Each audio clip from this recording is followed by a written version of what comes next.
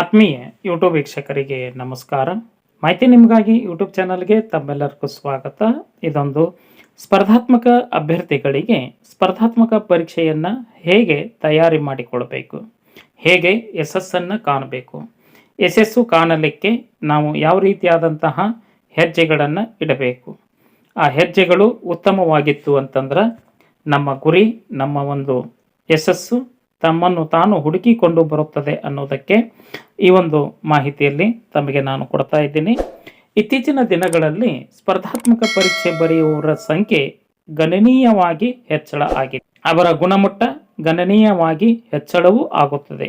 ಕಾರಣ, ಪ್ರತಿಯೊಬ್ಬ ಅಭ್ಯರ್ಥಿ ತಾನು ಕಲಿತ ವಿದ್ಯೆಗೆ ಅನುಸಾರವಾಗಿ, ವಿದ್ಯಾ ಅರ್ಹತೆಗೆ ಅನುಸಾರವಾಗಿ ಉದ್ಯೋಗವನ್ನು ಪಡೆದುಕೊಳ್ಳಲೇಬೇಕು ಎಂಬ ಆಶಾಭಾವನೆಯಿಂದ, ಆಕಾಂಕ್ಷೆಯಿಂದ ಇಂದಿನ ಎಲ್ಲ ಸ್ಪರ್ಧಾತ್ಮಕ ಪರೀಕ್ಷೆಗಳನ್ನು ಆ ಅಭ್ಯರ್ಥಿ ಎದುರು ನೋಡುತ್ತಿದ್ದಾನೆ.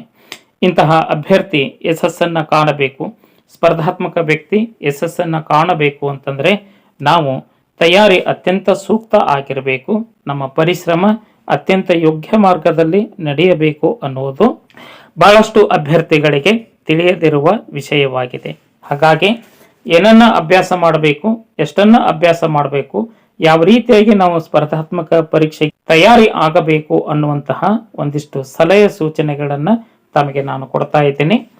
10 ಸೂತ್ರಗಳು ತಮ್ಮ ಸ್ಪರ್ಧಾತ್ಮಕ ಜೀವನದಲ್ಲಿ ಅಳವಡಿಸಿಕೊಂಡರೆ 10 ಸೂತ್ರಗಳು ತಮ್ಮನ್ನ ಯಶಸ್ಸಿನ ಹೆಜ್ಜೆಯತ್ತ ಕೊಂಡೊಯ್ತವು ಅನ್ನುವಂತಹ ಭಾವನೆಯೊಂದಿಗೆ ಈ ಎಲ್ಲ 10 ಸೂತ್ರಗಳನ್ನ ತಮ್ಮ ಜೊತೆ ನಾನು ಹಂಚಿಕೊಳ್ತಾ ಇದ್ದೀನಿ. ಮಾಹಿತಿಯನ್ನ ಎಲ್ಲಿಯೂ ಸ್ಕಿಪ್ ಮಾಡದೆ ಕೊನೆವರೆಗೂ ವೀಕ್ಷಣೆ ಮಾಡಿ ತಮ್ಮ ಸ್ಪರ್ಧಾತ್ಮಕ ಯಶಸ್ಸಿಗೆ ಈ 10 ಸೂತ್ರಗಳು ಕಾರಣೀಭೂತ ಆಗುತ್ತವೆ ಅನ್ನೋದನ್ನ ನಾನು ಭಾವಿಸ್ತಾ ಇದ್ದೀನಿ.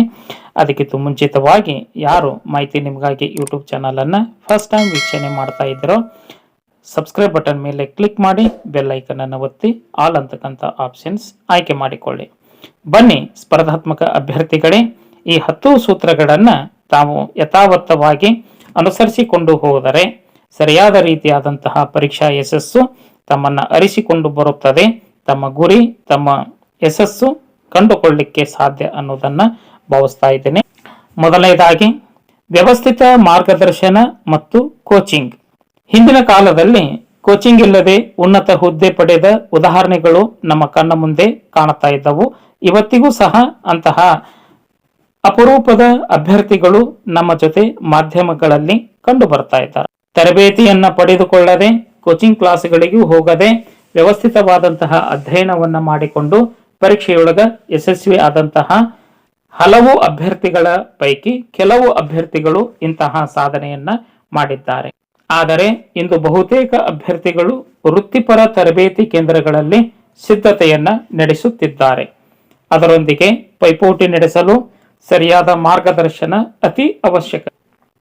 ತರಬೇತಿ ಕೇಂದ್ರಕ್ಕೆ ಸೇರುವ ಮುನ್ನ ಅಲ್ಲಿನ ಉಪನ್ಯಾಸಕರ ಅನುಭವ, ಹಿಂದಿನ ಫಲಿತಾಂಶ ಮತ್ತು ಆ ಒಂದು ತರಬೇತಿ ಕೇಂದ್ರಗಳಲ್ಲಿ ಕೊಡತಕ್ಕಂತಹ ಪರೀಕ್ಷೆಗೆ ಸಂಬಂಧಿಸಿದಂತಹ ಟಿಪ್ಪಣಿಗಳು, ಗುಣಮಟ್ಟವನ್ನು ಪರಿಶೀಲನೆ ಮಾಡಿ ಅಭ್ಯರ್ಥಿಗಳು ನಿರ್ಧಾರ ತೆಗೆದುಕೊಳ್ಳುವುದು ಉತ್ತಮವಾದಂತಹ ಆಯ್ಕೆ ಆಗಿರುತ್ತದೆ.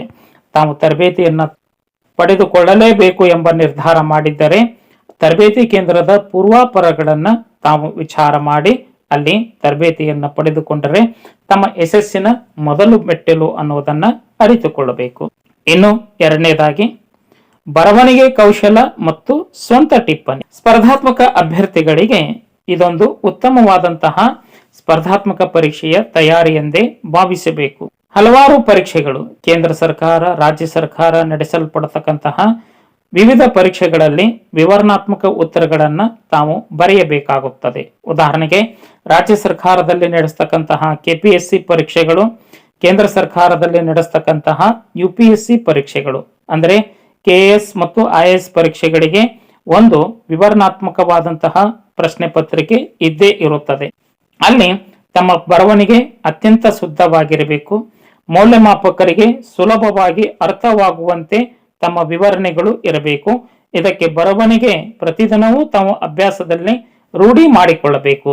ದೈನಂದಿನ ಪತ್ರಿಕೆಗಳು, ಮುಖ್ಯವಾದ ಪುಸ್ತಕಗಳು, ತಮ್ಮ ಪಠ್ಯಕ್ರಮಕ್ಕೆ ಅನುಸಾರವಾಗಿ ಇರತಕ್ಕಂತಹ ಪುಸ್ತಕಗಳನ್ನು ಟಿಪ್ಪಣಿ ಮಾಡಿಕೊಳ್ಳಬೇಕು. ಈ ಎಲ್ಲ ಟಿಪ್ಪಣಿಗಳು ಪರೀಕ್ಷೆ ಸಮಯದಲ್ಲಿ ಪುನರ್ಮನನಕ್ಕೆ ಸಹಾಯಕಾರಿ ಆಗುತ್ತವೆ ಹಾಗೂ ವಿಷಯಗಳನ್ನು ಸುಲಭವಾಗಿ ನೆನಪಿನಲ್ಲಿ ಇಟ್ಟುಕೊಳ್ಳಲು ಇವು ಸಹಾಯವನ್ನ ಮಾಡುತ್ತವೆ ಅನ್ನೋದನ್ನ ಅಭ್ಯರ್ಥಿಗಳು ಗಮನಿಸಬೇಕಾಗುತ್ತದೆ. ಇನ್ನು ಮೂರನೇದಾಗಿ ಪ್ರೇರಣೆ ಮತ್ತು ಭಾವನಾತ್ಮಕ ಸಮತೋಲನ. ಅಭ್ಯರ್ಥಿಗಳು ಅಧ್ಯಯನದ ಹಾದಿಯಲ್ಲಿ ಆಂತರಿಕ ಮತ್ತು ಬಾಹ್ಯ ಪ್ರೇರಣೆ ಅಗತ್ಯವಾದ ಮಾನದಂಡವಾಗಿದೆ. ಪ್ರೇರಣೆ ಕೊರತೆಯು ವೈಫಲ್ಯಕ್ಕೆ ಕಾರಣವಾಗಬಹುದು. ಹಾಗೆಯೇ ಸಣ್ಣ ಸಣ್ಣ ವಿಷಯಗಳಿಗೂ ಅತಿಯಾದ ಭಾವ ಉದ್ವೇಗಕ್ಕೆ ಅಭ್ಯರ್ಥಿಗಳು ಒಳಗಾಗಬಾರದು. ಕೋಪ, ಅಸಹನೆ, ನಿರಾಸೆ ನಿಮ್ಮ ಕಲಿಕೆಯ ಮೇಲೆ ಅತ್ಯಂತ ಕೆಟ್ಟ ಪರಿಣಾಮ ಬೀರುವುದು ಅಲ್ಲದೆ ಸಂಬಂಧಗಳನ್ನು ಹಾಳು ಮಾಡಿಕೊಳ್ಳಬಹುದು.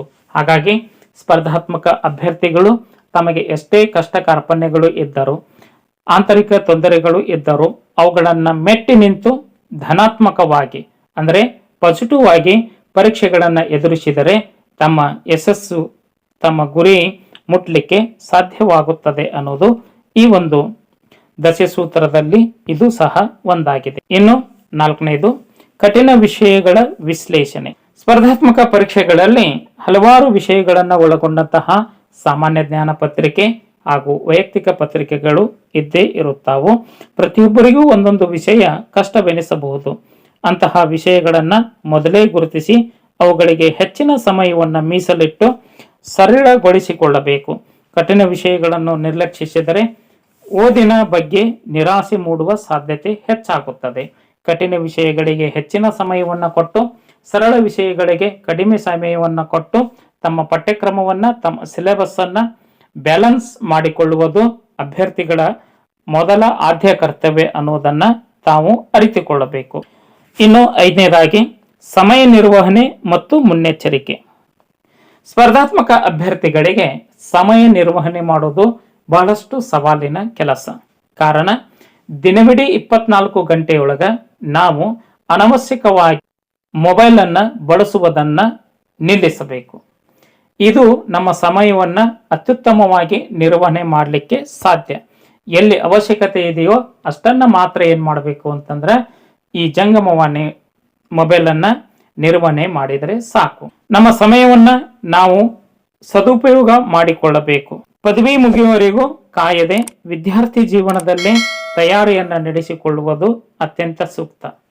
ಅಂದರೆ ಪದವಿ ಮುಗಿದ ನಂತರ ನಾವು KS ಪರೀಕ್ಷೆಯನ್ನ, IAS ಪರೀಕ್ಷೆಗೆ ಹಾಗೂ ಇತರ IBPS ಬ್ಯಾಂಕಿಂಗ್ ಪರೀಕ್ಷೆಗೆ ತಯಾರಿಯನ್ನ ಮಾಡಿಕೊಳ್ಳದೆ ಪದವಿ ಪೂರ್ವ ಹಂತದಲ್ಲಿಯೇ ಪದವಿಯನ್ನು ಪಡೆದುಕೊಳ್ಳುವ ಸಮಯದಲ್ಲಿಯೇ ಪೂರ್ವ ತಯಾರಿಯನ್ನ, ಆ ಸಮಯದ ಸದುಪಯೋಗವನ್ನು ಮಾಡಿಕೊಳ್ಳುವುದು ಅತ್ಯಂತ ಸುಸಂಬದ್ಧ ಅನ್ನುವುದು ಅನುಭವ ವ್ಯಕ್ತಿಗಳ ಮಾತಾಗಿದೆ.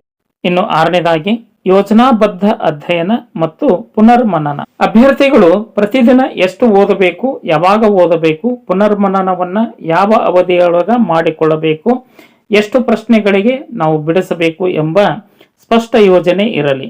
ಓದಿದ ವಿಷಯ ಮರೆಯದಂತೆ ರಾತ್ರಿ ಮಲಗುವಾಗ ಮತ್ತು ಬೆಳಿಗ್ಗೆ ಎದ್ದ ತಕ್ಷಣ ಮನನ ಮಾಡಿಕೊಳ್ಳುವುದು ಹೆಚ್ಚು ಪರಿಣಾಮಕಾರಿ ಆಗಿರುತ್ತದೆ. ದಣಿವಾದಾಗ ಸಂಗೀತ ಕೇಳುವ ಮೂಲಕ ತಮ್ಮ ಓದಿನ ವಿರಾಮವನ್ನ ಸದುಪಯೋಗ ಪಡಿಸಿಕೊಳ್ಳಬೇಕು. ಸಂಗೀತವೇ ದಿನವಿಡೀ ಆಗಬಾಡು ಅನ್ನೋದನ್ನ ಎಚ್ಚರಿಕೆಯನ್ನು ವಹಿಸಿಕೊಳ್ಳಬೇಕು. ಇನ್ನು ಏಳನೇದಾಗಿ ಸಂಪನ್ಮೂಲಗಳ ಬಳಕೆ. ಸ್ಪರ್ಧಾತ್ಮಕ ಅಭ್ಯರ್ಥಿಗಳಿಗೆ ದಿನಪತ್ರಿಕೆಗಳನ್ನ, ವಾರಪತ್ರಿಕೆಗಳನ್ನ, ಮಾಸಪತ್ರಿಕೆಗಳನ್ನ ಓದುವಂತಹ ಹವ್ಯಾಸವನ್ನ ಬೆಳೆಸಿಕೊಳ್ಳಬೇಕು. ಇವುಗಳ ಓದುವುದರಿಂದ ಸಾಮಾನ್ಯ ಜ್ಞಾನ ಮತ್ತು ಶಬ್ದಕೋಶ ಹೆಚ್ಚಾಗುತ್ತದೆ. ಮುಖ್ಯ ಲೇಖನಗಳನ್ನು ಸಂಗ್ರಹಿಸಿ ಇಟ್ಟುಕೊಳ್ಳಬೇಕು.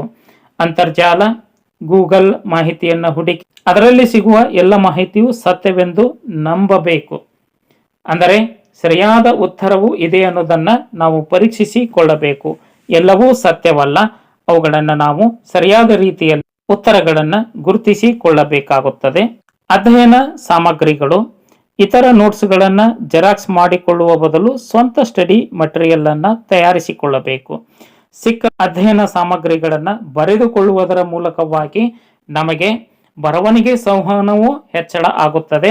ಇದರ ಮೂಲಕವಾಗಿ ನೆನಪಿನ ಶಕ್ತಿಯೂ ಹೆಚ್ಚಾಗುತ್ತದೆ.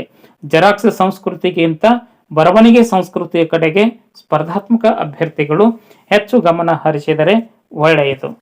ಇನ್ನು ಎಂಟನೇದಾಗಿ ಉತ್ತಮ ಚಟುವಟಿಕೆಗಳು. ಸ್ಪರ್ಧಾತ್ಮಕ ಅಭ್ಯರ್ಥಿಗಳಿಗೆ ಮುಖ್ಯವಾದಂತಹ ಒಂದು ಆಯ್ಕೆ ಅಂದರೆ ಉತ್ತಮ ಸ್ನೇಹಿತರ ಸಹವಾಸ.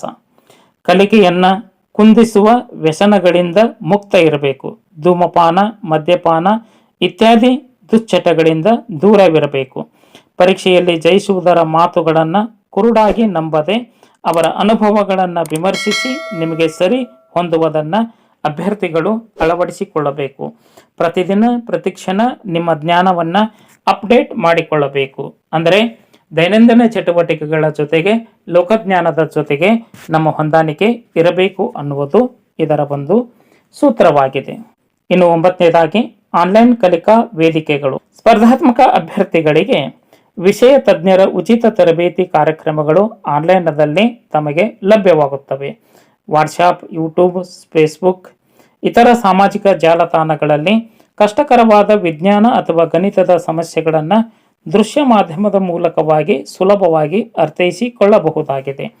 ರಾಜ್ಯ ಮಟ್ಟದ, ರಾಷ್ಟ್ರಮಟ್ಟದ ಪರೀಕ್ಷೆಗಳಿಗೆಂದೇ ವಿಶೇಷ ಸಾಮಾಜಿಕ ಜಾಲತಾಣಗಳು ಇದ್ದು, ಆ್ಯಪ್ಗಳಿದ್ದು ಅವುಗಳನ್ನು ಸುಲಭವಾಗಿ ತಾವು ಉಚಿತವಾಗಿ ಖಚಿತವಾಗಿ ಲೈವ್ ಕ್ಲಾಸುಗಳಿಗೆ ತಾವು ಹಾಜರಾಗಿ ಕಠಿಣ ವಿಷಯಗಳನ್ನು ಸರಿಪಡಿಸಿಕೊಳ್ಳುವುದು ಸ್ಪರ್ಧಾತ್ಮಕ ಅಭ್ಯರ್ಥಿಯ ಒಂದು ಆದ್ಯ ಕರ್ತವ್ಯಗಳಲ್ಲಿ ಇದು ಸಹ ಒಂದು. ಇನ್ನು ಕೊನೆಯದಾಗಿ ಡಿಜಿಟಲ್ ನೋಟ್ಸ್ ಮೇಕಿಂಗ್. ಸಾವಿರಾರು ಪುಟಗಳ ಪುಸ್ತಕಗಳನ್ನು ಹೊತ್ತು ತಿರುಗುವ ಬದಲು ಡಿಜಿಟಲ್ ನೋಟ್ಸ್ ಮಾಡಿಕೊಳ್ಳುವುದು ಉತ್ತಮ. ಅಂದರೆ PDF ಇಂದು ಅಂತರ್ಜಾಲಗಳಲ್ಲಿ ನಮ್ಮ ಪಠ್ಯಕ್ಕೆ ಸಂಬಂಧಿಸಿದಂತಹ ನೋಟ್ಸ್ಗಳು ಲಭ್ಯವಾಗುತ್ತವೆ. ಇವುಗಳಲ್ಲಿ ನೀವು ನೋಟ್ಸ್ಗಳನ್ನು ವರ್ಗೀಕರಿಸಿ ಸಂಗ್ರಹಿಸಿ ಇಡಬಹುದು.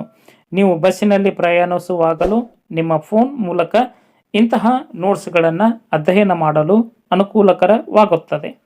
ಸಂಚಾರದ ಸಮಯದಲ್ಲಿ ಇಂತಹ ನೋಟ್ಸ್ಗಳು ತಮ್ಮ ಕಲಿಕೆಗೆ ಸಮಯದ ಸದುಪಯೋಗಕ್ಕೆ ಕಾರಣೀಭೂತ ಆಗುತ್ತವೆ ಅನ್ನೋದನ್ನು ಅರಿತುಕೊಳ್ಳಬೇಕು. ಹಾಗಾಗಿ ಅಭ್ಯರ್ಥಿಗಳೇ, ತಾವು ಸ್ಪರ್ಧಾತ್ಮಕ ಪರೀಕ್ಷೆಗೆ ಅಣಿಯಾಗುತ್ತಿರುವಂತಹ ಸಂದರ್ಭದಲ್ಲಿ ರಾಜ್ಯ ಸರ್ಕಾರದ ನೇಮಕಾತಿಗಳಾಗಿರ್ಬೋದು, ಕೇಂದ್ರ ಸರ್ಕಾರದ ನೇಮಕಾತಿಗಳಾಗಿರ್ಬೋದು, ಅಂದರೆ KEA, KPSC ನಡೆಸ್ತಕ್ಕಂತಹ SDC, FDC ಹುದ್ದೆಗಳಾಗಿರ್ಬೋದು, PDO ಹುದ್ದೆಗಳಾಗಿರ್ಬೋದು ಅಥವಾ PC ಹುದ್ದೆಗಳಾಗಿರ್ಬೋದು, ಕೇಂದ್ರ ಸರ್ಕಾರದ SSC ಎಕ್ಸಾಮ್ಗಳಾಗಿರ್ಬೋದು, ಬ್ಯಾಂಕಿಂಗ್ ಕ್ಷೇತ್ರದ IBPS, SBI, ರಾಷ್ಟ್ರೀಕೃತ ಬ್ಯಾಂಕುಗಳ ನೇಮಕಾತಿಗಳಾಗಿರ್ಬೋದು, ಇಲ್ಲವೇ UPSC ನಡೆಸ್ತಕ್ಕಂತಹ IAS, IPS, IFS ಮುಂತಾದ ಪರೀಕ್ಷೆಗಳಲ್ಲಿ ತಾವು ಯಶಸ್ಸನ್ನು ಸಾಧಿಸಬೇಕು ಅಂತಂದರೆ ಈ 10 ಸೂತ್ರಗಳನ್ನು ನಿತ್ಯವೂ ತಮ್ಮ ಜೊತೆಗೆ ಮೈಗೂಡಿಸಿಕೊಂಡ್ರೆ ತಮ್ಮ ಪರೀಕ್ಷಾ ಯಶಸ್ಸು ಸಾಧ್ಯ ಅನ್ನುವುದನ್ನು ನಾನು ಭಾವಿಸ್ತಾ ಇದ್ದೇನೆ. ಈ ಒಂದು ಪರೀಕ್ಷಾ ತಯಾರಿಗೆ, ಸ್ಪರ್ಧಾತ್ಮಕ ಪರೀಕ್ಷೆಗಳ ತಯಾರಿಗೆ 10 ಸೂತ್ರಗಳ ಬಗ್ಗೆ ತಮಗೆ ಹೇಗೆ ಅನ್ನಿಸ್ತು ಅನ್ನೋದನ್ನು ಅಭ್ಯರ್ಥಿಗಳು ಕಮೆಂಟ್ ಮೂಲಕವಾಗಿ ತಿಳಿಸಬಹುದಾಗಿತ್ತು. ಮತ್ತಷ್ಟು ಮಗದಷ್ಟು ಸ್ಪರ್ಧಾತ್ಮಕ ಪರೀಕ್ಷೆಗೆ ಸಂಬಂಧಿಸಿದ ಮಾಹಿತಿಗಳು, ನೇಮಕಾತಿ ಪ್ರಕಟಣೆಗಳು, ಇತರ ಎಲ್ಲ ಧ್ವನಿ ಮುದ್ರಣ ಪಾಠಗಳನ್ನು ತನಗೆ ನಾನು ಕೊಡ್ತಾ ಇದ್ದೇನೆ. ಮಾಹಿತಿಯನ್ನು ತಮ್ಮ ಸ್ನೇಹಿತರ ಜೊತೆಗೆ ಹಂಚಿಕೊಳ್ಳಿ. ಎಲ್ಲರಿಗೂ ಧನ್ಯವಾದಗಳು.